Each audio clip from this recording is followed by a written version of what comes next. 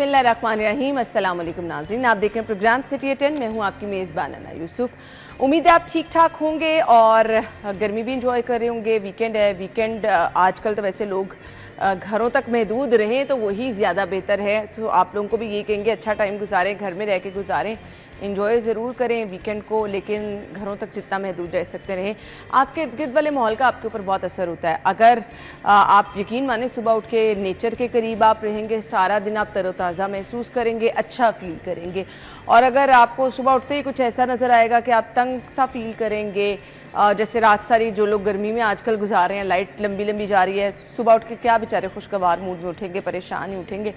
But मैं ये इसलिए कह रही हूँ कि आप अगर अपने इर्द गिर्द अच्छा माहौल देखें, खुशगवार माहौल देखें, नो डाउट आपके ऊपर वो बहुत ज़बरदस्त असरात रखता है। उन लोगों को देखें, उन लोगों की एनर्जी देखें जो सुबह मॉर्निंग वॉक के लिए जाते हैं, डिफरेंट बागात में जाते हैं, बड़ी उनकी पॉजिटिव सी एनर्जी होती है और आपको देखने में वो फ्रेश नज़र आ रहे होते हैं।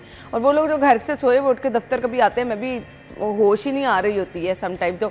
तो आपका माहौल आपके ऊपर बड़ा डिपेंड करता है। सो मैं इसलिए जिक्र कर रही हूँ कि हम आजकल जिस माहौल से गुजरते आते हैं, इर्द गिर्द देखते हैं दरख्त नज़र नहीं आ रहे, ग्रीन बेल्ट्स हैं तो वो भी खाली, और वो जो उजाड़पन और वीराना उनमें नज़र आ रहा होता है, बड़ा अजीब सा है। मरियम औरंगज़ेब साहिबा जिन्होंने पहले एक स्क्वाड बनाया, फिर एक प्रॉपर वो एक मॉनिटरिंग के लिए यूनिट बनाने जा रही हैं, बट पता नहीं माहौल किस तरह से साफ़ सुथरा रहेगा हमारे यहाँ जब तक हम दरख्त नहीं उगाएंगे, जब तक हम ग्रीन बेल्ट्स पे प्रॉपर काम नहीं करेंगे। और फिर बार बार हम जो कहते हैं जी आपकी ग्रीन बेल्ट्स रोड के बराबर होनी चाहिए, जो कि आपको कोई इक्का दुक्का नज़र आती हैं, अदरवाइज़ नहीं। ये वक्त की अहम ज़रूरत है। हम जिस तरह से देख रहे हैं मौसमियाती तब्दीलियाँ आ रही हैं, गर्मी है तो शिद्दत के साथ सर्दियों का टेन्योर कम होता जा रहा है। आगे चल के हमें बहुत सारे मसाइल का सामना हो सकता है। आमिर रज़ा खान साहब और अली साई साहब हमारे साथ मौजूद हैं। अस्सलाम वालेकुम। वालेकुम अस्सलाम। आमिर भाई आपसे आगाज़ करें। देखो है बड़ी तल्ख बातें, और मैं जब तुम बोल रहे थे तो मैं ना तसव्वुर में अंदरून शहर में था, और मैं आपको कैन यू बिलीव कि आपके बच्चे और मेरे बच्चे अपने घरों की मंडेरों पे तोतों को नहीं देखेंगे कभी। सवाल नहीं, वो जो सब्ज़ रंग के तोते हैं, और इनके झुंड के झुंड इस शहर में थे, झुंड के झुंड। जुगनू नहीं देखे होंगे शहर में आपने? इन्होंने जुगनू नहीं देखने हमारे बच्चों ने। सुने हैं कि जुगनू होता है। अच्छा, फिर इसके बाद इन्होंने कभी वो फाख्ता नहीं देखनी जिसको अल्लाह ताला ने खूबसूरत पैंडल पहनाया हुआ था। यहाँ से वो उसकी शुरू होती थी और यहाँ पे छाती के ऊपर आकर वो एक ताज की शक्ल का एक पैंडल, जैसे आप लोग जेवर को समझते हैं ज़्यादा, वो इन्होंने नहीं देखी। वो इस फाख्ता से जो आजकल हमें नज़र आती है, इससे ज़रा बड़े साइज़ के। इन बच्चों ने कई ऐसे परिंदे नहीं देखने जो हमारे बचपन में। आमिर भाई आप इन परिंदों की बात करें, चिड़िया अब तो कोई इक्का दुक्का नजर आती है। ऑनेस्टली वो तो इसलिए नजर आ जाती है कि मेरे घर में उन्होंने घोंसले बनाए हुए। वही मैं कह रही हूँ, इक्का दुक्का कहीं अच्छा, नजर आता है। दरख्त हमने खत्म किया, और दरख्त कौन से खत्म किया? हमने फलदार दरख्त रखे। अब तोते क्या खाते थे? फल, अमरूद खाते, अमरूद, आम, ये इस तरह के फल, ये उनकी पसंदीदा खुराक थी। इसी में कीड़ा लगता था जो कि आपकी फाख्ताएँ और दूसरे परिंदे खाते थे। हमने क्या किया, हमने इस शहर को तबाह करने के लिए सबसे पहले तो ये प्लान किया कि जो यूरोप और अमेरिका और पता नहीं कहाँ कहाँ के दरख्त हैं, कोई पाम है जिसका कोई फ़ायदा नहीं है, मुझे कोई एक बंदा आके ये बता दे ये पाम का क्या फ़ायदा है। सफ़ेदे लगते थे वो ख़त्म हो गए। सफ़ेदे देखिए, आप जब दरख्तों की सिलेक्शन ऑफ ट्रीज़ जो है वही आपके पास नहीं है, माहिरीन नहीं है इनके। आप कोनो कार्पस लगाते जाओगे, आप इस तरह के दरख्त लगाओगे, ये यहाँ के हैं ही नहीं। आमिर भाई हर डिपार्टमेंट में ना एक्सपर्ट्स होते हैं, उनकी राय ली जाती है, कुछ SOPs होते हैं जिनको फॉलो किया जाता है। ये मरियम औरंगजेब साहिबा अगर इसको लीड कर रही हैं, नहीं हर डिपार्टमेंट में एक्सपर्ट होते हैं, या खुद एक्सपर्ट है मरियम औरंगजेब साहिबा। मुझे बताएं किस चीज़ की, एनवायरनमेंट में क्या किया हुआ? उनका सब्जेक्ट है। अच्छा, मुझे नहीं, माहौलियात उनका सब्जेक्ट नहीं है, मुझे नहीं पता। हमने वजारत मिली हुई है वो तो। अब आप कहें तो ख्वाजा सलमान इंजीनियर है, नहीं मैंने मिला क्या हुआ स्पेशलाइज्ड? नहीं मैंने सुना था कि उनका सब्जेक्ट भी है। अच्छा, वो नज़र तो नहीं आया, फिर अगर उनका सब्जेक्ट होता, एक बात को समझे, अगर उनका सब्जेक्ट होता तो मुझसे ज़्यादा इस बात पे होती जो आपने बात की कि आपके तमाम ग्रीन बेल्ट्स रोड साइड से 1 फुट नीचे होने चाहिए। ये तो फिर उनको पता होना चाहिए था, कई दफा यहाँ पे डिस्कस हुआ और यहाँ कई दफ़ा डिस्कस हुआ। फिर उनको पता होना चाहिए था कि इस इलाके में जो इसको हम लाहौर बोलते हैं, यहाँ के नेटिव दरख्त कौन से हैं। क्यों गोरा माल रोड पे पीपल लगवा के गया। अब आप कहें कि यहाँ पे हम अखरोट, वो एप्पल या वो जो चिलगोजा इस तरह के दरख्त लगवाएंगे तो और वो यहाँ पे पॉसिबल नहीं ना। यहाँ पे क्या लगा, वो जहाँ पे कैंसर हॉस्पिटल बन रहा है, क्या कहते हैं उस रोड को?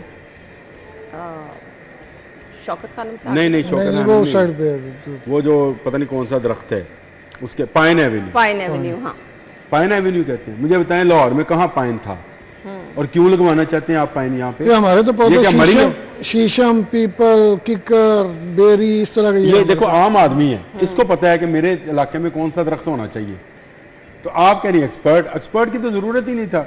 मुझे बताएं, आपके मरी पास का पौधा PH है, मरी नथिया गली, वहाँ का पाइन वहाँ का है, पाइन यहाँ का पौधा ही नहीं है। बिल्कुल नहीं। यहाँ कभी ये दरख्त भी नहीं बनेगा। आमिर भाई, आपके पास PHA है, आप उनकी खिदमत लें, आपके वो पास हर सहूलियात का खूबसूरती अपने ही तरफ से वो दिखाना चाहते हैं, इस शहर को खूबसूरत बनाना चाहते हैं, लेकिन आप नेचर के अगेंस्ट जा रहे हैं। आप देखें कि आपके ये जो पूरा एरिया है, लाहौर से इस साइड पे चले जाएं तो यहाँ पे कपास नहीं होती, यहाँ पे गंदम, मूंजी, मक्की, इस तरह की फसलें हैं। तो अब आप जब नेचर के अगेंस्ट जाएंगे, आपके दरख्त जो हैं वो मैंने जो अपने इलाके में देखे हैं, शुरू बचपन से लेके अब तक, आपको शीशम नज़र आएगी, आपको पीपल नज़र आएंगे, आपको बरगद नज़र आएंगे, आपको वो सीजन पंजाबी तरीका नया तरीके नज़र आएगी, इस तरह के पौधे, नीम नजर आएगी, बेरी नजर आएगी, बोर्ड नजर आएगा, पौधों में जामुन नज़र आएगा, अमरूद नज़र आएगा, आम नजर आएगा, आम नज़र आएगा। लेकिन अगर आप कहते हैं आम उस तरफ का पौधा है, मुल्तान वाली साइड का, डीजी खान वाली साइड का, रेतले इलाके का,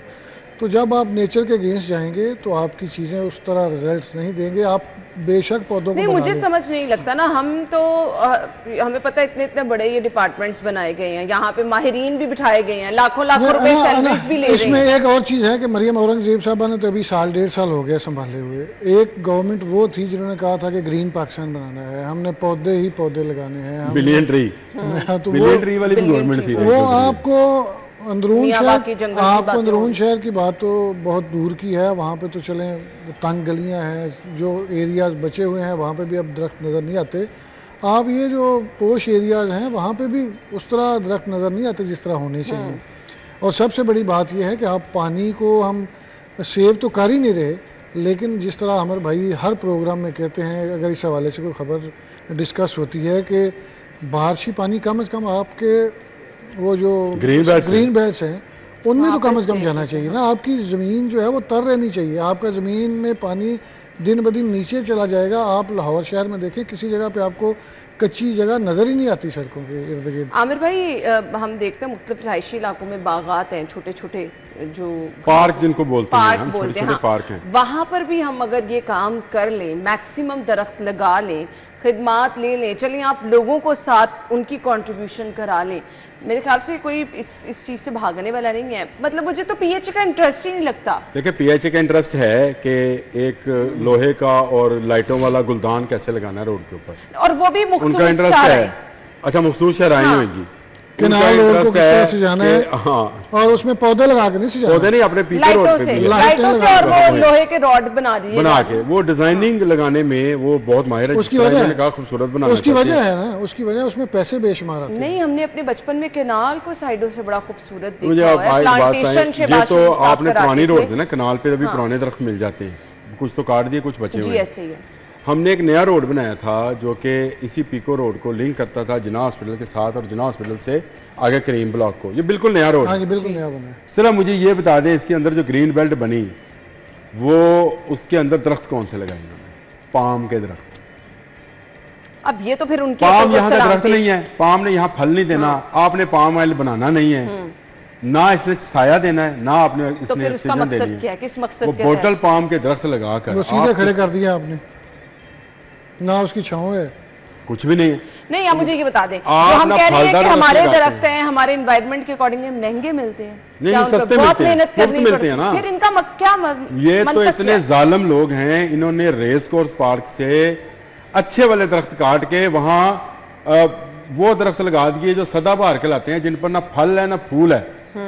इन्होंने तो रेस कोर्स पार्क, जहां पे PHA का अपना दफ्तर है ना, इसके इर्द गिर्द जाकर देखें, मैं आपको दिखाता हूँ कि इन्होंने कितने दरख्त काट कर जो कि जेन्युइन ओरिजिनल दरख्त थे, जो कि इस आबादी में खुद ब खुद।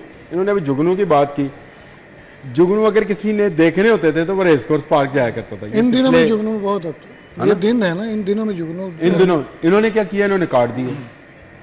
इन्होंने कहा जी ये गंड डालते हैं, क्योंकि दरख्त वो है जिस पर फल होए, फूल होए, जिस पर मौसम होए, उस पर बहार, हज़ां, बरसात, आपको सारे चारों पांचों मौसम नजर आ रहे हो। नहीं, आपके सदाबहार पौधे भी है ना, बरगद है। नहीं तो अब जहां आपके अपने ही लोग ये कर रहे हैं, वहां पे किसी ने क्या जुल्म करना है। मुझे ब्रेक का कहा जा रहा है, ब्रेक ले लेते हैं, ब्रेक के बाद वापस आएंगे, हमारे साथ रहिए।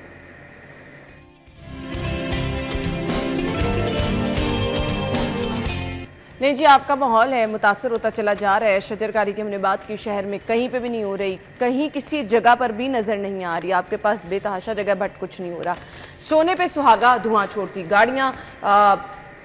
सीटीओ साहब ने उनका सब्जेक्ट है, तो मैंने कहा साई साहब पे चले। एनवायरमेंट का सब्जेक्ट है ये भी। अच्छा, नहीं, उस पे कार्रवाइयां कर रहे हैं। नहीं, सीटीओ का ये कोई काम नहीं। आप सीटीओ मैं तो आपसे पूछ रही हूँ, क्योंकि साई साहब जब स्मॉग आती है तो हम देखते हैं सिटी ट्रैफिक पुलिस भी धुआं छोड़ने वाली गाड़ियों को पुलिस को तो जहाँ मर्जी फिट कर ले, पुलिस तो आलू की तरह काम करती है। पुलिस ने तो अपना वो जो खिदमात और सर्विसेज के पैसे लेने हैं, यानी आपके ख्याल में by hook and by crook. ये देख ले, सुन ले। अब मैंने अगर यही बात मैं कहता, ये ट्रैफिक पुलिस इनका काम तो सिर्फ पैसे लेना है। ट्रैफिक पुलिस इन्होंने इतराज करना है, लेकिन इन्होंने खुद ही कह दिया कि वो तो सिर्फ पैसे लेने के लिए है। नहीं, basically by hook bye crook. वो नाके लगाएंगे, वो आपके हेलमेट के चलान करेंगे। करीब से आपको मैंने नंबर्स तक गाड़ियों के बताए। मैंने अपनी प्रोड्यूसर को एक फुटेज भेजी है, जो कि एक पुलिस वाले की बाइक है, बाइक, और उसमें से इतना धुआं निकल रहा था कि किसी बस में भी निकल सकता उसकी अपनी नहीं होगी। मुझे बताएं। अच्छा, वो चला भी नहीं, वो बाइक पुलिस की बाइक थी, वो जो आपकी वो डॉल्फिन वगैरह ये फोर्सेज हैं। साई साहब से सवाल कर ले। जी। और आपके जितने डंपर्स हैं, आपके ऐसे ही हैं, सारे के सारे धुआं छोड़ते हैं। बिल्कुल ऐसे ही हैं। मुझे बताएं, अगर गवर्नमेंट का ये हाल है तो बचा ले मरियम औरंगजेब जो। साई साहब, क्या बहुत पुरानी मोटरसाइकिलें हैं ये? अच्छा, ये वीडियो दिखा रहे हैं वो? हाँ जी, हमने दिखाई है। अगेन आयशा एक दफा दिखा दे स्क्रीन पर, आप देख सकते हैं। अच्छा, होता ये है कि जो सरकारी मेंटेनेंस सरकारी अदारों से कोई पूछने वाला नहीं होता। सरकारी अदारों की जो गाड़ियां होती हैं, जो बाइक्स होती हैं, बेसिकली हमें तो ये हर चीज़ पे इम्प्लीमेंट करवा रहे होते हैं कि आप इसकी फिटनेस सर्टिफिकेट लेके आए, आप ये कर लें या वो कर लें। इन लोगों के बहुत सारे डिपार्टमेंट्स में जो गाड़ियाँ हैं, की बाइक है, उनके टोकन नहीं जमा होते। डॉल्फिन का आपको पता है कि इसका रिपेयरिंग का बड़ा खर्चा है। अभी पिछले दिनों साहब, ये आप जस्टिफिकेशन तो नहीं है, बात तो पूरी करने दें। हम रिपेयर मेंटेनेंस कराते हैं, अपनी जेब से पैसे देंगे, उन्होंने तो पैसे भी अपने नहीं देने। बात तो पूरी करने दें। होता ये है कि ये बाइक्स मंगवाई गई, फिर वो अगेंस्ट दी नेचर वाली बात है। यहाँ पे डाकू डकैती करता है 125 पे या 70 पे। आपने उनको हैवी बाइक्स ला के दे दी, जो 2017-16 में भी मेरा ख्याल है 15-16 लाख की आई थी। अब उसकी एक एक बाइक 10-15 साल चल गई, लाखों किलोमीटर चल गई। उनकी रिपेयरिंग एंड मेंटेनेंस पे आप माजरत के साथ तैयारी करते रहे, लाखों रुपए खर्चा करते हैं। और इसमें पिछले साल इसमें बहुत बड़ा फ्रॉड हुआ। तो ये जो पैसे इशू भी होते हैं ना, वो अफसरान की जेब में चले जाते हैं। बाइक्स फिर धुआं ही छोड़ेगी और क्या करेगी। आप क्या कह रहे हैं, बहुत महंगे हैं तो इनको ठीक ना अच्छा, साई साहब से पूछे, साई साहब बैठे हुए हैं, जितनी ये आपकी पुलिस की गाड़ियां और मोटरसाइकिलें, थैलियों में मोबाइल मिलता है, तो इनको मिलता है प्लास्टिक की थैलियों में कि नहीं? आप बिल्कुल ठीक मिलता है। इनके कार्ड शार्ड बन गए हैं, लेकिन कहाँ है कार्ड शार्ड? लेकिन ये धुआं दे गाड़ियां। मुझे बताएं, आप इनकी पुलिस की किसी, आप इनकी जो केबल, वो सिंगल केबल गाड़ियां हैं, उसके पीछे आप अपनी गाड़ी किसी दिन लगा के नहीं, आप बिल्कुल सही कह रहे हैं। सर, मैं आपको उसमें भी एक चीज़ बता, जिस तरह ये बड़े अफसर हैं, आप तो हमारी तरह वर्कर आदमी हैं। ये बड़े अफसर हैं ना, इनके यहाँ बड़ी गाड़ियाँ, जब इनकी गाड़ी नकारा हो जाती है ना, फिर हमारे जैसे किसी गरीब बंदे को दे देते हैं। वो इस पर 10-20-50 हज़ार लगाता है, वो उसको चलाता रहता है। इसी तरह पुलिस में नई गाड़ियां हज़ारों की तादाद में ही है। मोहसिन नकवी साहब के दौरे हुकूमत में सैकड़ों की तादाद में फार्चूनर्स लेके दी गई, डबल कैबिन डाले, सिंगल कैबिन डाले। अभी मैंने खबर दी थी कि सीसीडी के लिए और वो राइट मैनेजमेंट फोर्स आ रही है, सैकड़ों की तादाद में बड़ी गाड़ियाँ, फार्चूनर, सिंगल कैबिन डाले, डबल कैबिन डाले। लेकिन बदकिस्मती ये है कि यहाँ पे DSPs चूँकि रैंक्स के लोग हैं, उनके लिए जो गाड़ियाँ आई वो भी PSP अफसरान अपने घरों में ले गए और उनको पुरानी गाड़ियां दे दी गई, और ये भी 2-4 साल पुरानी। अब मुझे ये बताइए जस्टिफिकेशन है नहीं, ये जस्टिफिकेशन इस चीज की है। बात सुनिए, आप जिसको गाड़ी नहीं बात है, आप छोड़ दें भाई है। साहब, मैं कहता हूँ ये पुलिस का कसूर नहीं, चलो पुलिस की गाड़ियां नहीं है, मैंने तो LWMC का नाम लिया कि नहीं लिया, उनकी गाड़ियां भी धुआं देती है। आपके जितनी आपके सरकारी इदारे हैं उनकी सारी गाड़ियां इसी तरह की हैं। इसी तरह क्या इनके पास ट्रांसपोर्ट डिपार्टमेंट नहीं होता? होता है। और क्या वो चलान नहीं करता है? क्या वो बाकी काम? चलो पुलिस का नहीं है। फिटनेस सर्टिफिकेट कहाँ से मिलता है? पुलिस की मुफ्त मिलता है रोड से, आप देखें मुफ्त मिलता है। लाइनें लगी हुई थी, मैंने लेबोरेटरी में खुद देखा है। अब 9 क्या कर रहे हैं? गाड़ी चेक करते क्या कर रहे हैं? कुछ नहीं करते। हाँ। इन्होंने ना एक टिकटॉक बनाए हैं, क्योंकि टिकटॉक गवर्नमेंट है, इन्होंने एक 9 पॉइंट्स बना दिए शहर में कि आप ना स्टिकर लगवा लें। नहीं, स्टिकर लगवा ले मुफ्तो मुफ्त, ये उसका है। गाड़ी पे स्टिकर लगता है। हाँ, गाड़ी पे स्टिकर लगवा ले मुफ्तो मुफ्त। कल को आप ना कहिए कि आपकी गाड़ी को पकड़ा और पैसे लिए। ये वो टिकटॉक के अंदर वो बंदा बता रहा है, कोई फिटनेस चेक नहीं है। आप जाएं लाइन में लग के 9 पॉइंट्स ये बता दें कहाँ बने। मुझे लेबोरेटरी में नजर आया, लेबोरेटरी में भी है सर, लाइन में लगे जाके लगवा सकती हूँ गाड़ी को। ये ट्रांसपोर्ट डिपार्टमेंट के होंगे, पुलिस के नहीं भाई, एनवायरमेंट डिपार्टमेंट के हैं, यूपीए के हैं भाई। वही मैं कह पुलिस तर्जुमानी ना करें। ए देखो पुलिस मतलब क्यों भाई? अच्छा, एक और मजे की बात, अब आपको जो चीज दिखा रहे हैं वो देखें, बाइक देखा है आयशा, जरा फुल स्क्रीन पे बाइक दिखा दे। इसके बाद भी अगर साई साहब तर्जुमानी करें और ये कहें कि मेंटेनेंस पे पैसे बहुत लगते हैं, तो माजरत के साथ है। तो स्पोर्ट्स डिपार्टमेंट कोई नहीं बनाई गई? नहीं, स्पोर्ट्स डिपार्टमेंट की पुलिस की नजर आई तो मैंने बना दी। एक और मजे की बात बताऊं, एक्साइज वाले क्या करते हैं, वो नाका लगाते हैं, टोकन टैक्स की अदम अदायगी पे या नॉन रजिस्ट्रेशन पे गाड़ियां आपकी और हमारी बंद कर देते हैं। कोई माड़ा डिपार्टमेंट हो जिसकी कोई नहीं। एक दफ़ा का जिक्र है कि एक दफ़ा ट्रैफिक पुलिस के इन्होंने कोई चलान कर दिए एक्साइज वालों ने, ये 4-5 साल पहले की बात है। आप यकीन करें, ट्रैफिक पुलिस ने उनके दफ्तर के बाहर नाका लगाया, जो भी गाड़ी निकले चलान, गलती होगी तो चलान होगा ना, कागज पूरे चलान कर सकता है, तो कागज पूरे होंगे, चलान कैसे हो सकता है? पुलिस का तो कोई चलान भी नहीं कर सकता, ये आप याद रखिएगा। अभी जो हो रहे हैं वो सिर्फ दिखावे के लिए होते हैं कि अगर आम आवाम के चले बस ठीक है, फिर इसका मतलब मादर पितर आजाद पे पुलिस है, आजाद ही है। अभी भी यही लग रहा है। और आपको तो फिर मरियम औरंगजेब ने कौन सी एनवायरनमेंट ठीक करनी है? वो स्टिकर लगा के आप मुझसे लिखवा लें, वो जो फोर्सेस बनाई गई ना, जिनको गाड़ियां दी हैं, बाइक दी हैं, वो भी एक दिन धुआं ऐसे छोड़ रही है। मैंने आपको पहले भी एक मरतबा वो वाकया सुनाया था। मैंने गाड़ी ली थी, नहीं ब्रेक मारता था वो एक राइट साइड पे जाती थी, तो मैं चला गया उसके पास जिससे ली थी। मैंने कहा यार नई गाड़ी निकलवाई है, ब्रेक मारो, ये राइट साइड को खींच दिया खुद को, तो इसको ओके कैसे करते हैं? कहना जी स्टिकर ला के, और उसने मुझे दिखाया वाकई ओके का स्टिकर लगा हुआ था, जिसको मैं पहले गौर नहीं किया। कहना स्टिकर लाई था तो ओके। अच्छा, यही एनवायरनमेंट डिपार्टमेंट कर रहा है, वो आपको मुफ्त में स्टिकर बांट रहा है, ये लगाएं और आपकी गाड़ी ओके, इससे एनवायरनमेंट ठीक हो जाएगी। अभी देखें ना, अभी स्मोक का दौर है। एक बंदा जलेबियां बेच रहा था और आवाज क्या लगा रहा था, आलू ले लो आलू, आलू ले लो आलू। वो बंदा कहे यार तू वे जलेबियां रहे हैं, आवाज आलू दी ला रहे हैं, कहना मैं मक्खियों को धोखा दे रहे हैं। ये एनवायरनमेंट को धोखा दे रहे हैं स्टिकर लगा के। ये ऐसे मेरे मुंह से फिर वो निकलती चीजें, फिर आप कहते हैं जी प्रोग्राम से आप बैन हो जाएंगे। अल्हम्दुलिल्लाह, अल्लाह करे। हाँ, साथ इस दोस्त बैठे हुए इन लोगों ने नया काम पकड़ लिया। अब ये स्टिकर लगाएंगे, अभी ये मुफ्त मान रहे हैं।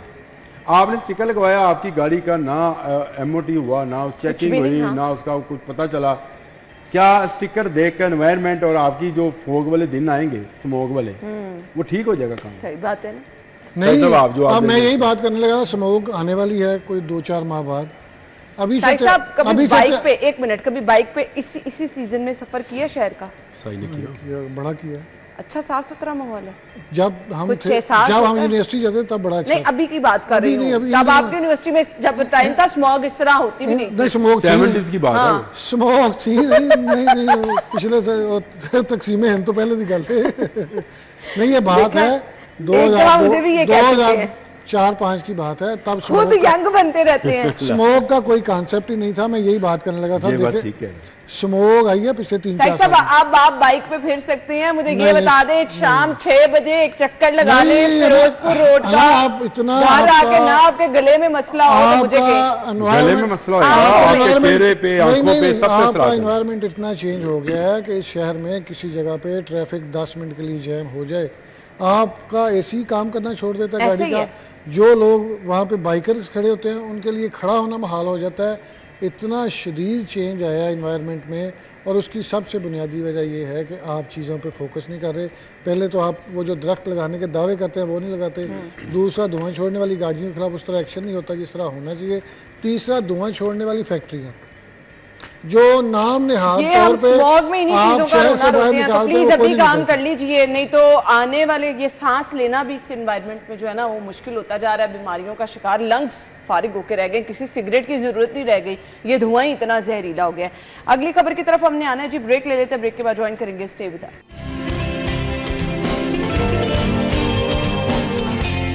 Welcome back once again. So जिस तरह से हम अक्सर जिक्र करते रहते हैं कि रूडा की जानिब से कार्रवाइयाँ की जा रही हैं, चाहे वो नादहिंदगान के खिलाफ है, चाहे वो कमर्शलाइजेशन की खिलाफ वर्जी है, ये मिसाली कार्रवाइयाँ हैं। गोदाम भी सील किए गए हैं, कारखाने भी सील किए गए हैं। भीनी कमर्शियल रोड पर कार्रवाई करते हुए 5 सनती यूनिट जो हैं उनको बंद कर दिया है। प्रॉपर रूडा अपनी टीम लेके जाती है जी, जिसके हमरा ये पूरी कार्रवाई की जाती है। यहाँ पे भी हम देखते हैं कार्रवाइयाँ होती हैं, लेकिन वो सिर्फ और सिर्फ वक्ती तौर पर होती हैं, सिर्फ और सिर्फ दिखाने और बताने के लिए होती हैं। आमिर भाई। अच्छा, पहली बात तो ये है कि मैं ये समझता था कि रूडा भी शायद हमारे जैसे ही, जैसे LDA है, बाकी इदारे हैं, वो भी एक अदारा बन गया। लेकिन जब 3 दिन पहले इन्होंने एक हुकूमती अहम रुकन की फैक्ट्री में छापा मारा, अच्छा, और उसका मैनेजर फ़ोन करता रहा अपने मालिक को कि भाई इनको रोकें, नहीं रुके और उन्होंने सील कर दी फैक्ट्री। तब यकीन हुआ कि भाई अगर आप काम करना चाहें, अगर आप में विल हो तो आपको कोई बंदा रोक नहीं सकता है। अगर आपके एक हुकूमती अहम जो है रुकन की, और इस दौरे हुकूमत में आपने अगर उसको सील कर दिया है तो इसका मतलब कि आप सीरियस हैं स्टील मिल्स के खिलाफ। मैं तो ये कहता हूँ कि अगर आपने एनवायरनमेंट ठीक करनी है तो रोडा वालों को दे दे लो। नहीं, बड़ा जबरदस्त उनका काम चल रहा है, और जिस तरह से वो प्लांटेशन कर रहे हैं, दरख्त लगा रहे हैं, देसी दरख्त लगा रहे हैं, we really appreciate। देसी दरख्त लगा रहे सही साहब, वो नहीं लगा रहे ये वाले आपके वलैती दरख्त नहीं लगा। मैं अभी कल ही कह रही थी, मेरा चाह ये वाले जो दरख्त है ना, ये यहाँ रखने वाले हैं जो आपके ये वाले दरख्त, फूल देना, फिर इनका साया भी कोई नहीं ना मसला। तो ये तो हमने स्क्रीन पे दिखाने के लिए लगाया। एक बात है, ये भी यही लगा रहे हैं, तो ये भी यही लगा रहे हैं। स्क्रीन के गाड़ी, ठंडी गाड़ी के अंदर से स्क्रीन पे दिखाने के लिए ब्यूटिफिकेशन होती है, ये आपको समझाना यानी ऐसी ब्यूटिफिकेशन है। ये प्लास्टिक की और मसनूई आपको मैं एक असल दरख्त जो यहाँ के थे वो नहीं लगा रहे हैं। मैं आपको एक अपने मसला गाँव की बात बताता हूँ कि जो गाँव में डेरे होते हैं जहाँ पे लोगों ने जानवर रखे होते हैं, वहाँ पे आपको बरगद के दरख्त नजर आएंगे जिसको बोर्ड कहते हैं। उसकी इतनी जबरदस्त छांव होती है कि आपको दिन के औकात में भी गर्मी नहीं लगती, जानवर को गर्मी नहीं लगती। जबरदस्त। आपके वो पीपल के दरख्त होते हैं, इन दिनों में अच्छा भला साया होता है। आपकी वो जो मैं आपको बता रहा हूँ तो तरेक जिन वसिया ने वो दरख्त होंगे छां होंगी है, तुसी सारी छां ही ज़ाया कर दी थी। तुसी चीज़ों को प्रॉपर पता नहीं की साबित करना चाहते हो, गोरे ने दसना चाहते हो कि साढ़े को सीधे सीधे दरख्त खड़े ने जिसका ना किसी जगह पे साया नजर आता है। साया होगा आपकी सड़कें ठंडी ये ना काम नहीं करना चाहते कि उनको काट छांट ना करनी पड़े, उनको सफाई ना करनी पड़े। हाँ, उनकी सफाई ना करनी दिलचस्प बात है, ये मेट्रो बनी तो शहबाज शरीफ साहब कोई सिंगापुर गए थे, सिंगापुर या हांगकांग, मुझे नाम नहीं है उस जगह का पता।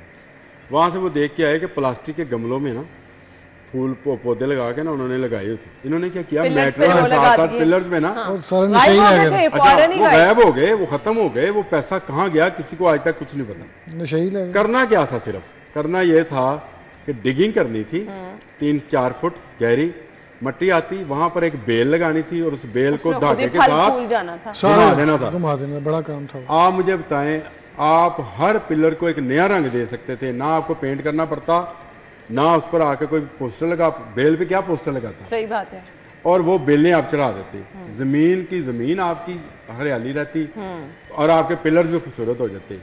लेकिन आप पूछते हैं ये माहिरीन कहीं नहीं है, ये इंटरनेट पे बैठ के बाहर के दौरे करके जाके फिर आके वही काम होता है कि जी इतने भी ट्राम चला लो पहिया वाली, हाँ बिल्कुल ऐसे ही है। अच्छा अभी वापस रूडा की तरफ आ जाएं, हम इनकी जहाँ पर कार्रवाइयों की बात कर रहे हैं वहीं अभी मेरा जिक्र हुआ था महमूद बूटी से गुजरने का।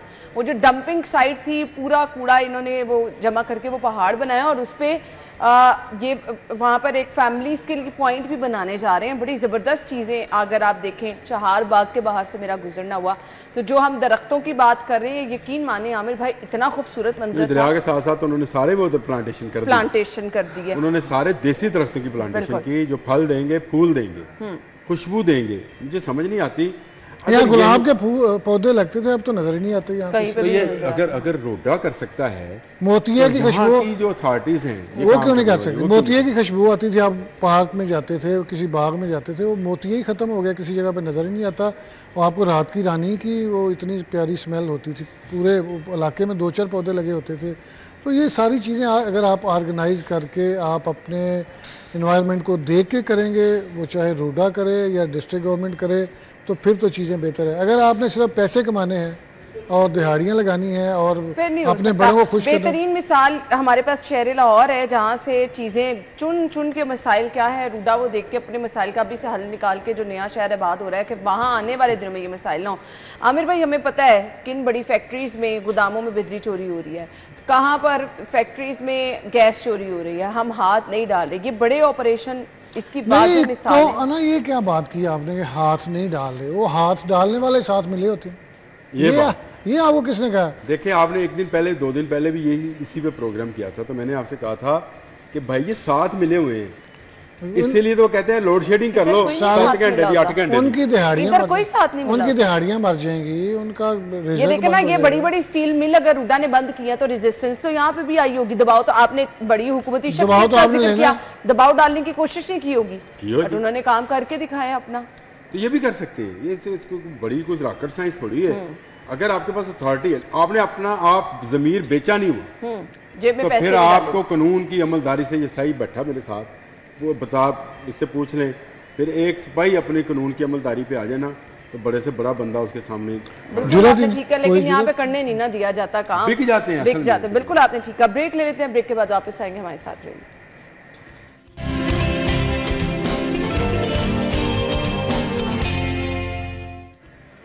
Welcome back once again. साफ पानी शहर का बहुत बड़ा मसला है। आई डोंट थिंक सो कि शहर में किसी भी एक घर में नल का पानी, जिसे टैप वाटर कहा जाता है, वो पिया जाता हो, पीने के बिल्कुल काबिल नहीं है। और कुछ जगहों पर तो ऐसे है कि आप पानी को पीने से पहले अगर उसकी स्मेल करेंगे तो आपको प्रॉपर सीवरेज की उसमें से स्मेल आ रही होगी। बहुत सारी हमारे न्यूज़ में हम खबरें कवर करते हैं, दिखाते हैं कि घरों में जो पानी आ रहा है वो इस कदर गंदा है कि पीने के काबिल नहीं है। अच्छा जी, अब कुछ दिन पहले इजलास हुआ है जी, वज़ीर हाउसिंग बिलाल यासीन साहब की ज़ेर सदारत सीईओ साफ पानी अथॉरिटी हैं सैयद जाहिद अजीज़ साहब, ये वासा को भी हेड कर चुके हैं जी। उन्होंने जारी प्रोजेक्ट्स पर ब्रीफिंग दी है। बाय द वे, शहर में जितने वाटर फिल्ट्रेशन प्लांट भी लगे थे, आधे से ज़्यादा अगर मैं गलत नहीं हूँ तो वो बंद पड़े हुए हैं। आमिर रजा खान असल मसला मेंटेनेंस का है, मुझे चले बताएं। चलो शुक्र है आपने मेंटेनेंस आपने मेंटेनेंस का मसला होता है भाई, हम जो धुआं देती गाड़ियां हैं, साहब हमने उसकी भी मेंटेनेंस की बात की, लेकिन आपने जस्टिफिकेशन दे दी, आपने अलग से जस्टिफिकेशन दे दी। मैं आपको बताऊं, आपने अपनी साफ पानी टैप वाटर की बात की, पी सकते हैं। हम साउथ अफ्रीका में थे और एक होटल में हमारा कैंप था, और वहां पे उन्होंने वाजिया लिख के लगाया था, tap water is safe, don't buy plastic बोतल, ना खरीदो। सर, मेरी सिस्टर ऑस्ट्रेलिया में है, पिछले दिनों मैंने उससे पूछा, टैप का नलके का, मैंने उससे पूछा पानी कौन सा इस्तेमाल करते, उसने कहा घर का, बच्चों के लिए भी घर का पानी वही। अच्छा, कुछ इलाकों में चले, हमारा तो पानी बड़ा अच्छा है इस एरिया का, लाहौर में या इस साइड पे चले जाए, चले फैसलाबाद या दूसरे इलाकों में पानी खा रहा है। टैप वाटर कभी पी के देखे आपने? मैं आपको लिटरली बताऊं, मैं लाहौर शहर में आए हुए तकरीबन 26 साल हो गए, 1-2 दफ़ा ना कभी पिया नहीं, तो मैंने बोतल का पानी पिया। मुझे डर लगता है, मैं अब अपने गांव जाऊं, आप नहर के किनारे खड़े हो जाएं और वहाँ पे जो नलके लगे होते हैं ना, वो पानी इतना ठंडा होता है कि आपसे पिया नहीं जाता, और उसको चेक करवा लें, उससे साफ पानी कोई नहीं होता। शहर गुजरे, केनाल के दूसरी साइड से जाके जो नलके लगे, वो देहात है ना, तो वहाँ पे इतना साफ पानी है। आपके जितने भी ये पानी है, हमने बाकायदा चेक भी करवाया, पूरा सर्वे इस पे करवाया था। जब मैं बीए में पढ़ता था तब मेरे कज़न थे, उन्होंने हमने अपने चैनल पे भी सर्वे कराया था, जगह जगह का पानी लिया था, उसको टेस्ट करवाया था। अच्छा, वैसे मैं ऑनेस्टली स्पीकिंग आपको बताऊं, कहते हैं पानी बॉईल करके पी ले। मैं जो घर का टैप वाटर कभी ऐसा हुआ पानी एकदम खत्म हो गया, मैंने उसको बॉईल करके उसकी रंगत से भी मेरा हौसला नहीं पड़ रहा था। पानी जो आता है ना, वो देखें पता नहीं कितनी कितनी पुरानी वो पानी की लाइनें पड़ी हुई हैं, उसमें कोई ना कोई लाइन घुस रही है, गटर का पानी जा रहा है। जो बोर होता है ना, बोर करवाते हैं वो आप 200-300 फुट गहरा करवाएं, उससे आपका पानी साफ आता है, वो बेहतर होता है। लेकिन इस शहर में अब आबादी इतनी है, इतनी गंदगी है कि चीज़ों का ख्याल रखा ही नहीं जाता। आमिर भाई, जब गवर्नर साहब थे चौधरी मोहम्मद सरवर साहब, तब मेरे ख्याल से उन्होंने आर्सेनिक मिले पानी के हवाले से बड़ा वो एक पूरा प्रोग्राम चलाया था, बताया था शहर में बहुत सारा पानी आर्सेनिक मिला पानी है ऑलमोस्ट। आप पाक अथॉरिटी बनी, क्या क्या किया उन्होंने? अथॉरिटियाँ बनाते रहते हैं, इस तरह के लोग जो हैं वो आते हैं, बात करते हैं, काम शुरू करते हैं, फिल्ट्रेशन प्लांट लगाते हैं और फिर उसके बाद चले जाते हैं। होता कुछ नहीं है। आपके आम आदमी को आज पीने का पानी मैसर नहीं है, बिल्कुल नहीं है। हमारी मस्जिद में, मोहल्ले की मस्जिद में साई साहब उन्होंने, नमाजियों ने फिल्ट्रेशन प्लांट लगाया पानी का, मोहल्लेदारों को, सारे लोगों, इलाके के लोगों को। वहाँ पर आप यकीन करें लाइनें लगी होती हैं, लोग पानी बेचारे लेने आए होते हैं। और आमिर भाई, सरकारी स्कूलों में जाके देखिए कितना गंदा पानी बच्चे पी रहे होते हैं। आपने 3 दिन पहले 2 दिन पहले प्रोग्राम किया तो उसमें आपने बताया कि हॉस्पिटल में पानी पीने का नहीं, वो एक कूलर लगा होता है जिसका पता नहीं फिल्टर कब से चेंज हुआ है। हॉस्पिटल में मुखैर है, ज़रात साई साहब लगा दे तो लग जाता, वरना नहीं। लेकिन मैंने सरकारी स्कूलों में इस सीजन में आमिर भाई जाके देखे, सरकारी स्कूलों में गंदी टैंकियां होती हैं, कभी किसी ने उनकी सफाई नहीं की होती। बच्चे क्या करें बेचारे, फिर प्यास लगेगी उन्हें। इसीलिए साई साहब ने बिल्कुल सही बात की कि मैं गाँव जाता हूँ, वहाँ पानी इतना ठंडा और मीठा होता है कि हमें कभी बोतल की याद ही नहीं आती है। यहाँ भी ऐसे ही था। यहाँ कोई कभी फिल्ट्रेशन प्लांट हमने बचपन में कहाँ सुने थे? कोई प्लास्टिक बोतल्स हमने पानी की कहाँ देखी थी? नहीं थी। पानी कहाँ से आता था? टैप वाटर था। अब टैप वाटर क्यों था? क्योंकि आपके पूरे अंदरून शहर के साथ साथ बाग था, जिसको हमने ख़त्म कर दिया। दरख्त थे, जिसको साई साहब अब कह रहे हैं कि अंदरून शहर तो गुंजानाबाद हो गया, दरख्त तो अब वहाँ नजर नहीं आता, कोई चक्कर ही नहीं। वहाँ से हम दरख्त, अच्छा दरख्त वो आर्टरी है ज़मीन की, जो ज़मीन आपका पानी ऊपर से जो बरस रहा होता है उसको लेकर आराम से फिल्टर करता है और ज़मीन के अंदर दे देता है। वहाँ से आप पानी खींचे और पी लें। हमने वो आर्टरी काट दी। बिल्कुल सही कह रहे हैं। तो मुझे बताएं, आपको साफ पानी कहाँ से? आपको फिर आप यही है, वो साई साहब हमेशा ही कहते हैं कि नुखारक नाला याद आना है। गंदे नालों के करीब हम रहेंगे, गंदा पानी इसमें डालेंगे और वही गंदा पानी आप अब लाहौर शहर में गंदे नालों को तो एक तरफ छोड़ दें। साई साहब से पूछे क्या ये नहर इस काबिल है कि इसके साथ नलका लगाया जाए तो ठंडा पानी कोई चक्कर ही नहीं, सवाल ही नहीं पैदा होता। हमने तो नहर गंदी कर दी। वैसे मैं ऑनेस्टली स्पीकिंग एक और चीज, जहाँ कहीं वाटर फिल्ट्रेशन प्लांट ठीक भी है ना, उनकी टूटियां इतनी जंगालूद हैं, इतनी वहाँ पे गंदगी है, पास ही कूड़े के ढेर हैं, वो वाटर फिल्ट्रेशन का पानी भी पीने को दिल नहीं करता। वो क्या साफ रह जाता होगा? मुझे बताएं, गरीब आदमी कहाँ जाए? आप बाजार से एक बड़ी बोतल 19 लीटर की लें, वो आपको जितने में कॉस्ट करती है, गरीब की तो बेचारा तो पूरे महीने की तनख्वाह उसी पे लगा दे, बिल्कुल पानी पे लगा दे, तो क्या बीमारियां नहीं फैलेंगी? फिर आप कहीं चाहे 1000 बेड का नया हॉस्पिटल बना जाए, 5000, ये हॉस्पिटल बनाना इस मसले का हल नहीं था। इस मसले का हल था एनवायरनमेंट को साफ करना, दरख्त लगाना, ताकि लोग हॉस्पिटल तक। आप नाकस घी पकड़े, क्यों नहीं पकड़ते? आप नाकस खुराक का इंतजाम करें। बुरे वाली जो ब्रायलर को इंजेक्शन हार्मोन्स के लगाए जा रहे हैं उसको रोकें। मुर्दा मुर्गियां जो बेची जा रही हैं उसका कला कमा करें। यहाँ तो हाल ये है, अभी टोरंटो मार्केट बन रही है, अभी टाइलें लग रही हैं, नया प्रोजेक्ट आ गया कि टोरंटो मार्केट के अंदर कोई गाड़ियों का वो बनाएंगे, क्या पार्किंग, हाँ, बेसमेंट पे। पहले पैसा टाइलें लगाने पे लगाया, अब टाइलें उखाड़ के नीचे बेसमेंट बनाने में, पार्किंग बनाने में पैसा लगाएंगे। यहाँ पे तो ये हिसाब है, एक प्लानिंग नहीं है, प्लानिंग नहीं है, रोडा की यही वो प्लानिंग से काम करता है। साहब जबरदस्त प्लानिंग है। पहले इस ठेकेदार ने कमा लिया, अब दूसरा ठेकेदार कमाएगा, वो कमा के निकलेगा, फिर तीसरा कमाएगा। ये है प्लानिंग उनकी। और यहाँ आप चले, साफ पानी अथॉरिटी जो है इसने तो काम करना किया और ये कह रहे हैं जी वाटर फिल्ट्रेशन प्लांट भी मुकम्मल फाल कर देंगे, बड़ी मेहरबानी आपकी कर दें, लोगों को बड़ी सहूलत मिल जाएगी। बट ये जो जगह जगह शरबत और ये इमली आलू बुखारे का शरबत और ये वो चीज़ें लगी हैं, ज़रा जाके इनका पानी भी चेक कर लें। नहीं कोई चक्कर ही नहीं, वो जो गोलगप्पे आप खाते हैं उसका जो पानी पीते हैं। हाँ, मैं तो बहुत पी लूंगा। अल्लाह अकबर। अच्छा दूसरी बात मुझे बताइए, अच्छा ये बताएं, मैं चेक करें, लोग भी हमारे सामने ही बैठे हैं तो क्या करें। अब देखें शाहिद साहब बहुत बड़ी तादाद में मैंने खुद अल्लाह वो जो गोले खाते हैं हम सारे, वो जो कुल्फियाँ बर्फ खाते हैं, बर्फ आजकल इस्तेमाल बहुत ज्यादा बर्फ खाने से, वो सारी चीजें यहाँ पे फूड अथॉरिटी की जहाँ पे नजर पड़ती है उस पे मैंने जानबूझ के नहीं बोला, मैं ये लफ्ज बोलेगा।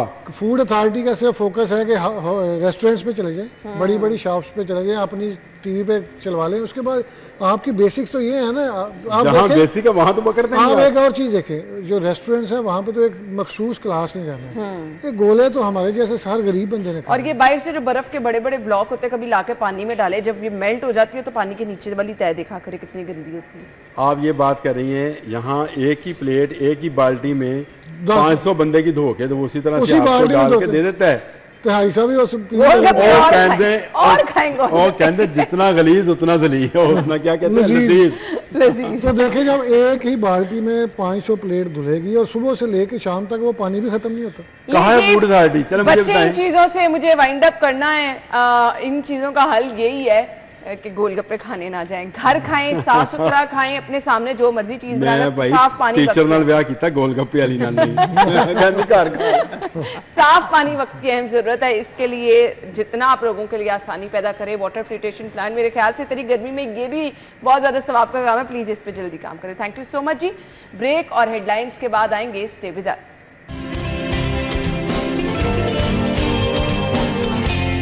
स्टूडियो में आपको एक बार फिर से खुश आमदीद कहेंगे। प्रोग्राम के इस हिस्से में जी हम आपकी मुलाकात अपने बहुत ही ज़बरदस्त मेहमान से कराने वाले हैं। अल खिदमत फाउंडेशन के बारे में आप सभी लोग जानते हैं, खिदमत के जज्बे से सरशार वो लोग जो कि इस कार खैर में बढ़ चढ़ कर हिस्सा ले रहे हैं, जो कि बहुत ज़बरदस्त खिदमत सिर्फ दुख इंसानियत की खिदमत के लिए सर अंजाम दे रहे हैं। तो उनसे वक्तन फ़वक्तन आपकी मुलाकात कराना, उनकी खिदमत को अप्रिशिएट करना, लोगों को उनके बारे में बताना, बहुत सारे लोगों को इस कार खैर में शामिल करना और बहुत सारे लोग जिससे फ़ायदा उठाना चाह रहे हैं उनको इस बारे में बताना बहुत ज़्यादा ज़रूरी होता है, जिसकी वजह से हम टाइम टू टाइम अपने मेहमानों को मदऊ करते हैं।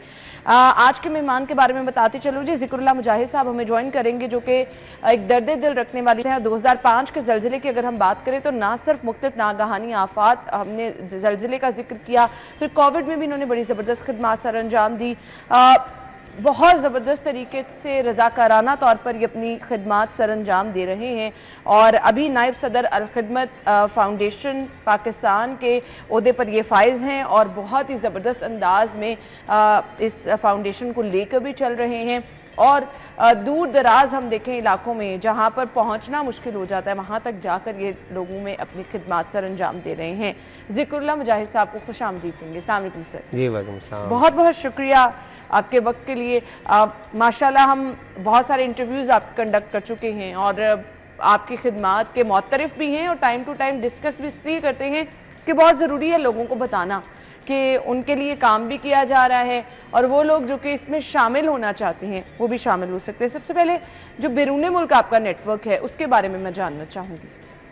हमारा नेटवर्क तो पाकिस्तान में ही है ज़्यादा और हमारे डोनर्स बाहर ज़रूर हैं। जितने ओवरसीज़ पाकिस्तानी हैं, जब भी पाकिस्तान को ज़रूरत होती है उनकी मदद की तो वो बढ़ चढ़ कर उसमें अपनी एहतियात देते हैं। उसमें अमेरिका, कनाडा, ऑस्ट्रेलिया, इसी तरह गल्फ़ के जितने कंट्रीज़ हैं, फ्रांस है, जर्मनी है, नॉर्वे है, तो इन मुल्कों में जितने भी पाकिस्तानी हैं ओवरसीज जो है वो जब भी कभी पाकिस्तान पे अल्लाह न करे मुश्किल वक्त आए, यानी वो यहाँ रहते नहीं है फिर भी अपने लेकिन दिल उनका इधर ही होता है, वो ज़ाहिर है एहतियात देते हैं, अल खिदमत से रब्ता करते हैं, हमसे रिपोर्ट लेते हैं कि जी ये हमें पता चला है कि पाकिस्तान में ये हो गया तो अल खिदमत क्या कर रही है, हम आपकी क्या मदद कर सकते हैं। तो बहरहाल ये अल्लाह का शुक्र है कि ओवरसीज़ जो हैं वो कंसर्न है पाकिस्तान से बहुत ज़्यादा और हर मुश्किल पे वो फिर मदद भी करते हैं। अभी अल खिदमत किन किन बड़े प्रोजेक्ट्स पे काम कर रही है? हमारा तकरीबन आप समझें कि काफ़ी सारी डोमेन है, 8 बड़े हमारे एरियाज़ हैं, जिसमें एक बड़ा एरिया हेल्थ है हमारा,